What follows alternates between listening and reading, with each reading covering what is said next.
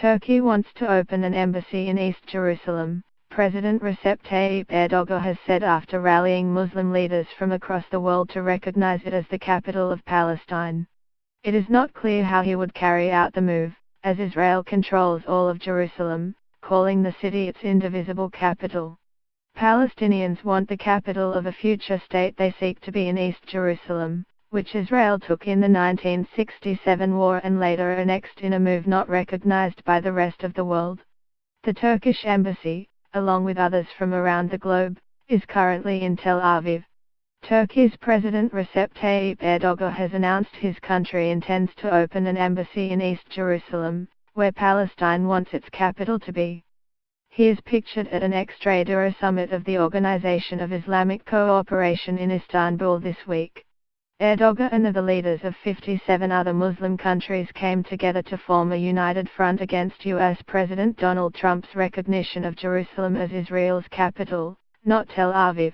But after President Donald Trump declared earlier this month that the United States will now recognize Jerusalem as the capital, President Erdogan has stepped up his own pro-Palestine campaign.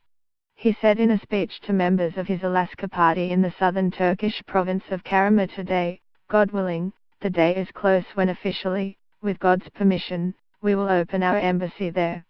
He told party members Turkey's consulate general in Jerusalem was already represented by an ambassador. A convict to the 57 state-strong Organization of Islamic Cooperation, OIC, at an extraordinary summit this week said Trump's move is null and void and he can no longer be unbiased when it comes to peace talks in the Middle East.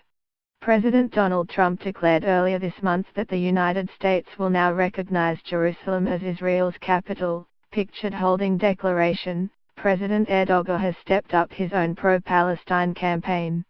They met in Istanbul to form a united response to Trump's controversial actions, which have sparked mass protests across the Arab world and break with decades of U.S. foreign policy. Erdogan said at the conference, with their decision to recognize Jerusalem as Israel's capital, the United States has become a partner in this bloodshed. Jerusalem, revered by Jews, Christians and Muslims alike, is home to Islam's third holiest shrine as well as Judaism's Western Wall, both in the eastern sector, and has been at the heart of the Israeli-Palestinian conflict for decades. It is not clear how he would carry out the move, as Israel controls all of Jerusalem, pictured, calling the city its indivisible capital.